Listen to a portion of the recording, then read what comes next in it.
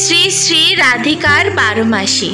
ওম তপ্ত কাঞ্চনা গৌরাঙ্গী রাধে বৃন্দাবনেশ্বরী বৃষভানুসুতে দেবী প্রণমামি হরিপ্রিয়ে।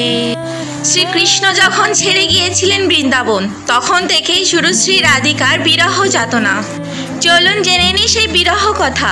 শ্রী শ্রী রাধিকার বারোমাসী। মাঘে থেকে সব গেল ছাড়ি বৃন্দাবন, আহাকার করে পুরী নিকুঞ্জ কানন। ফাল্গুনে রঙের খেলা চিত্তে ওঠে রোল, গোপাল বিনা বৃন্দাবনে কে খেলিবে দল। চৈত্রে চাতক ডাকে পিউ পিউ স্বরে, কৃষ্ণহারা চিত্ত তার চিন্তা বিসম্বারে। বৈশাখ রবির তেজ নেই যে গোপাল, কার অঙ্গ স্পর্শ করে হবে সে শীতল। জ্যৈষ্ঠে যমুনা গিয়ে করে জল কেলি, শ্যাম অঙ্গে দিতে চলো ভরিয়া অঞ্জলি। আষাঢ়ে বাদল ধারা ঝর ঝর ঝরে, দেখে শ্রী রাধিকা ইহা সহিতে না পারে। শ্রাবণে আসিবে সাথী এই ছিল মনে, গাঁথিয়া মালতী হার বশিকুঞ্জ বনে।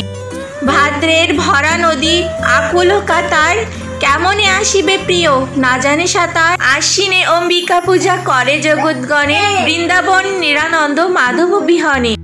কার্তিকে করিল হরি কালিয়া দমন, নানা জাতির পুষ্প ফোটে অঙ্গের ভূষণ। অগ্রহায়ণে হৃদের জ্বালা পাইল সংবাদ, গোকুলে আসিবে কৃষ্ণ কয়দিন পর।